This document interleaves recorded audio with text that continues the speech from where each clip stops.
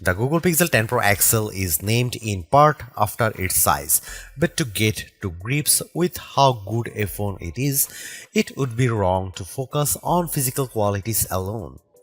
It is easy to point to things like the phone's incredibly bright display or its versatile cameras as major selling points. But this is a phone where the true value lies beyond the specs list. There are, in typical Google fashion, lots of AI features to play around with, features with a wide range of applications and utility.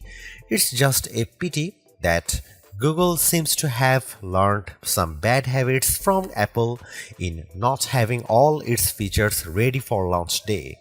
Plus, Google flagship phones' inherent weakness in terms of power remains, even if battery life has improved.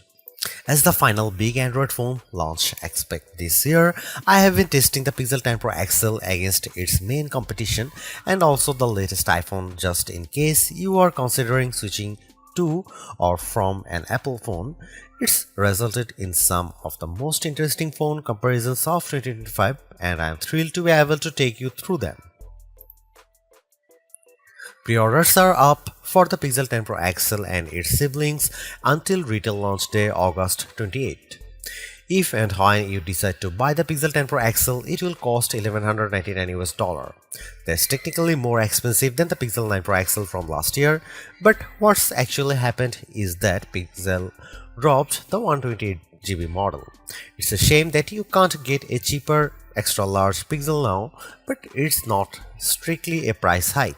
If storage matters to you, you can spec 512GB or 1TB for $1,319 and $1,549 respectively.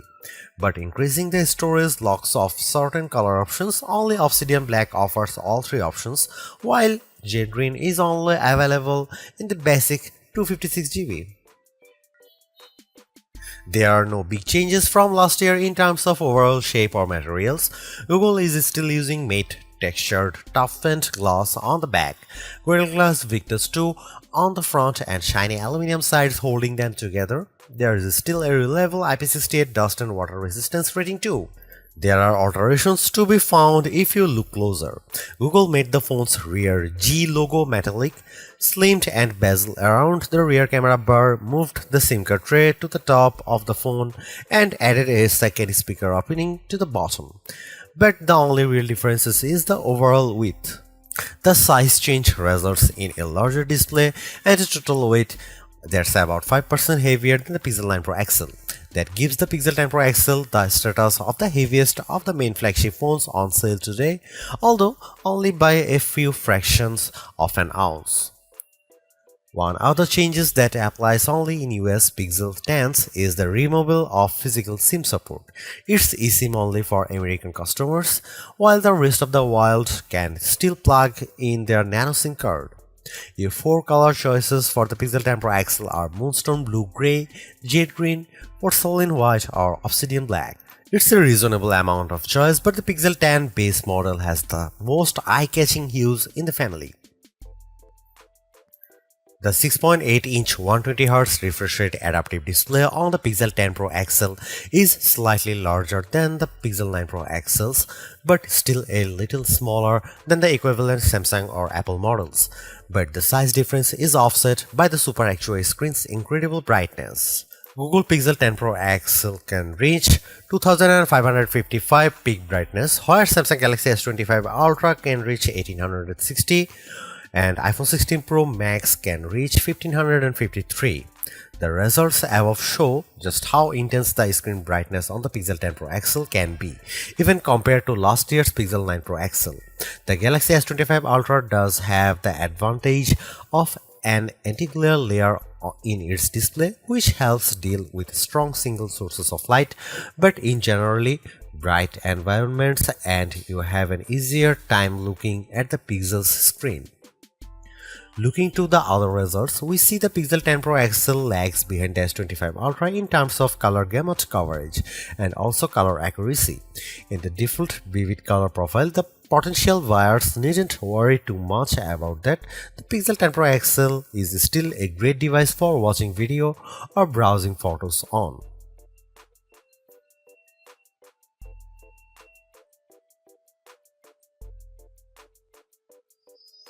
You might be surprised to hear that the Pixel 10 Pro XL's camera are identical to the Pixel 9 Pro XL's, at least on paper. The 50 megapixel main, 48 megapixel ultra-wide, 48 megapixel 5x telephoto and 42 megapixel selfie cameras are unchanged from the 2024 model, as all the upgrades are located on the softer side. Here we can see some camera samples of the Google Pixel 10 Pro XL. Let's kick off the comparisons with main camera shot of a cottage. We see the first evidence of the Pixel 10 Pro XL's apparent default processing priority, balancing the brightness of all colors in the shot.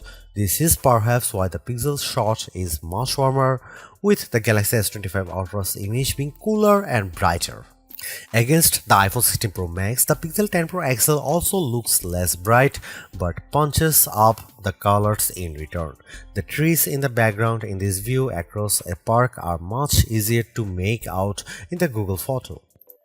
And how does it compare against the outgoing Pixel 9 Pro XL? This photo of disused telephone box shows that the Pixel 10 Pro XL gives slightly stronger colors on the blue end of the spectrum, but is otherwise identical to the Pixel 9 Pro XL's image. In the night mode, with our subject being mini bottle of Henderson's relish, we see the Pixel 10 Pro XL struggle to capture the light compared to the Galaxy S25 Ultra, but the Pixel does have less of a red color caused by the curtains in the room than the S25 Ultra, which could be an advantage in some cases. Switching to the ultra-wide cameras and looking over a small stream in a wood, the Pixel's image pales compared to the S25 Ultra's far brighter shot. This is likely as a result of the Pixel's relatively small sensor not capturing as much light and the post-processing not being able to do enough to compensate. Macro mode also uses the ultra-wide sensor, comparing to the Pixel's effort against of the iPhone 16 Pro Max of a pink flower. The Pixel's shot is darker, again likely because of its small sensor, but the image still has good contrast as we can still make out the detail in the flower's center. The final rear camera on the Pixel we need to look at is the 5x telephoto camera, which I pointed at a breeze over a lake. The Pixel has tried to balance the mix of light and shade in the shot, resulting in an apparent lack of color compared to the S25 Ultra, while the Samsung's shot's richer color of the water is appealing. The breeze is blown out in return. The Pixel 10 Pro XL's telephoto camera offers up to 100x max magnification for the first time, except with the power of ProRes zoom. Images at the level are still legible, albeit potentially inaccurate, but let's start at a less extreme 50x. Zooming in on a milestone's curved lettering, it's already obvious that the Galaxy shot is noisier than the Pixel's, but based on my own observation, the Pixel has over-smoothed the stone, removing some of the texture in an effort to clean up the shot. At 100x, this effect is even more noticeable. A stone that's been sitting outdoors for who knows how long is unlikely to be as smooth as the Pixel's shot would have you believe. But in terms of legibility, while both photos still show the lettering clearly, the Pixel shows them in crisper detail. When exporting the images, the Pixel 10 Pro XL conveniently gives you both your original ProRes zoom shot and the processed version, along some interesting comparisons. For instance, we have here a church window about 1000 feet away from where I was standing as I took the photo. It's an impressively sharp shot, but the Pixel's processing system seemed to have read the stone bars between the glass as wood, adding a vertical grain effect. While the detail of the brickwork has been impressively recovered, it shows a big limitation of these generative detail enhancing tools. It shows you what's likely to be there rather than what truly is there. Google enhanced some of the camera's associated features, such as making best take active automatically with enough photos and offering 50 megapixel resolution for portrait modes. But the all-new feature, and the one I spent the most time with, was Camera Coach, the new photography teaching tool that's accessible right from the viewfinder. This is currently in preview, so hopefully it powers will multiply in the future, but right now it's more of an interactive forming tool. It will detect what you are pointing the camera at, offer some suggested compositions, and then give you tips on which camera lens to use, where to stand, and how to position the subject. If you can, it's a fun, personalized way to learn, but there are so many more tools in the Pixel 10 Pro XL's toolbox. I hope more options or perhaps an advanced mode appear in future to help guide users to try even more, like switching between vertical and horizontal shots, setting a manual focus, or adjusting exposure.